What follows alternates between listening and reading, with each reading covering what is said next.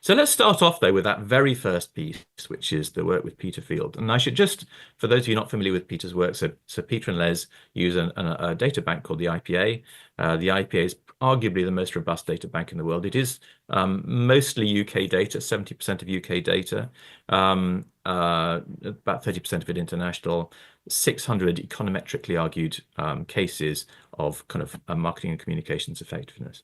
And what Peter did again was he took, and bear in mind these are all successes, right? So we're kind of loading the dice in the favor of dullness to start, actually. So these are all effectiveness, and he split out the cases into two kinds of cases: cases that had succeeded by using kind of rational information, rational persuasion, effectively facts, that kind of thing, which is the grey column on the left, and we're going to use that as a proxy for dull. Successful, but dull in the way that they got there. And in the yellow box on the right-hand side were cases that sought to be famous, that sought to be emotionally engaging, emotionally exciting as a primary objective of what they did. And he looked at, for the same commercial return, how much more it cost the dull cases to succeed. And it cost them, on average, over 7 extra points of excess share of voice, which in the UK amounts to roughly £10 million. That's to say that it's possible with dull content to still be successful. But in the UK, in terms of the average brand campaign, you have to spend £10 million more in media to get there. And if you were in the US, you'd have to spend, roughly a factor of kind of 10x that. So let's say $100 million more. And I'm afraid I don't have data for South Africa. I would love data for South Africa. When you're sitting on vast piles of data you'd like to share so we can actually do this in South Africa, that would be wonderful as well. But I am guessing that all over the world, this is pretty similar. So let's use these as directional, at the very least, in terms of what's happening. So we start off by looking at the cost for an average brand owner of being dull. And then we said, well, let's try and look at the cost for an industry. So let's look at some very big numbers. Let's go to the US. So we went back to System 1. So System 1 at the time was just testing just testing TV. It now looks at other kinds of platforms as well. But this is just TV analysis. And they did a very interesting thing, right? We split out 4 quartiles in terms of increasing orders of dullness. So the least dull stuff, the stuff that actually people feel least neutral about, is the column on the left in yellow. Then the other quartiles where people get progressively more and more, I'm not really paying any attention to this, go down to the right. And you can see roughly how it splits in terms of proportion of ad spend here. The next break across those quartiles looks at the bang for the buck, so that for the same amount of money you spend, what's the share of market commercial return that you get? And you can see that there's a very high correlation, obviously, between how dull it is and the commercial effectiveness that you actually get. But that's not what I actually said I was going to talk to you about. I didn't say I was going to talk to you about the upsides. I said I was going to talk to you about the downsides. So the next thing that we did was we said, okay, those 3 duller columns on the right, how much would they have to spend in extra media to have the same commercial return as that most interesting quartile, that top 25%? How much extra would they have to spend in media to get the same commercial return per year? And the answer was they'd have to spend roughly 190 billion, which is effectively the same as the GDP of Greece.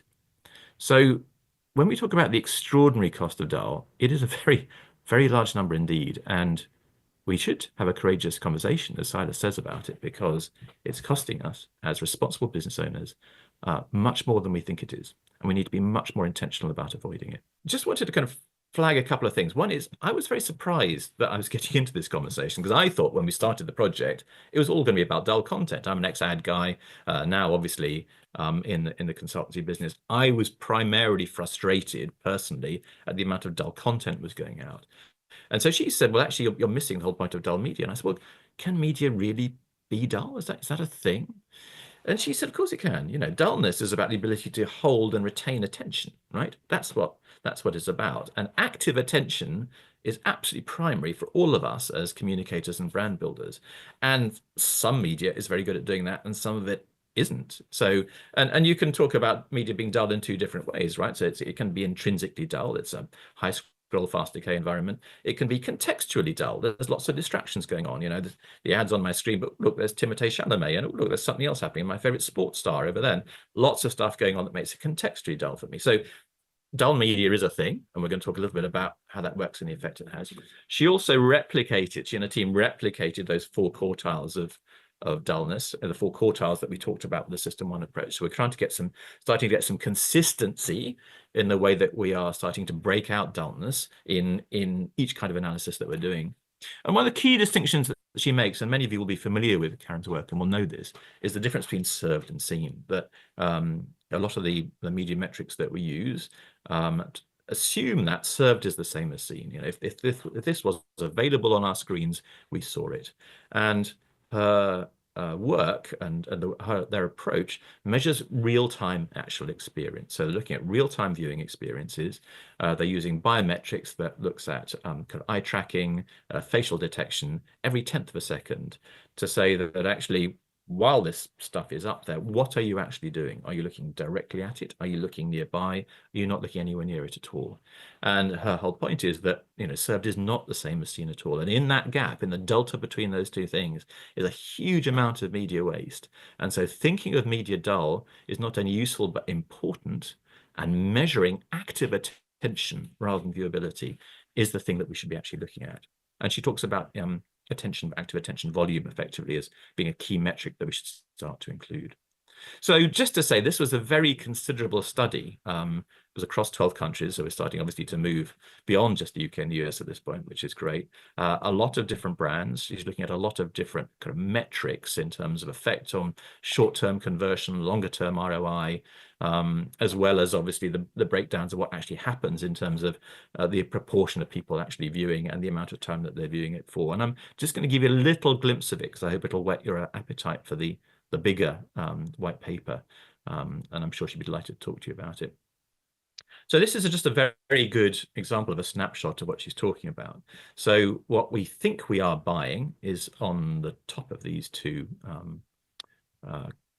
bars, which is, effectively, this is viewable because it was viewable, therefore it was seen. And she breaks down attention into 3 different kinds. So active attention is where I'm looking, the viewer or the potential viewer, I'm looking directly at what is being shown to me. Passive attention is where I'm looking nearby. I'm not looking directly at it. It's sort of in my peripheral vision, but I'm looking directly at it. And no attention is where I'm not looking nearby at all. And that actually, if you break down apparent viewability into those different kinds of attention based on the media platform, you can see that there is a decay, there's an increase of dullness as you move to the left, and a decay in the amount of active attention that we get.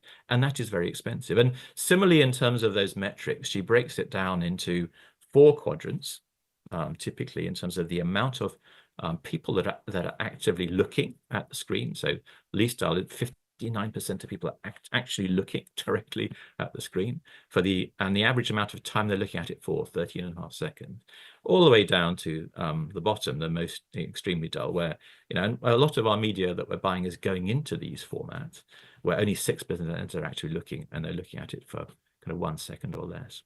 And the point that she makes is actually that the amount of time you're looking at it for is disproportionately important, in fact, for challengers, for instance, because if you are looking to build memory structures, and we know that memory structures are really important for us as brand builders, you need 2.5 seconds or more to build a memory structure in somebody's mind.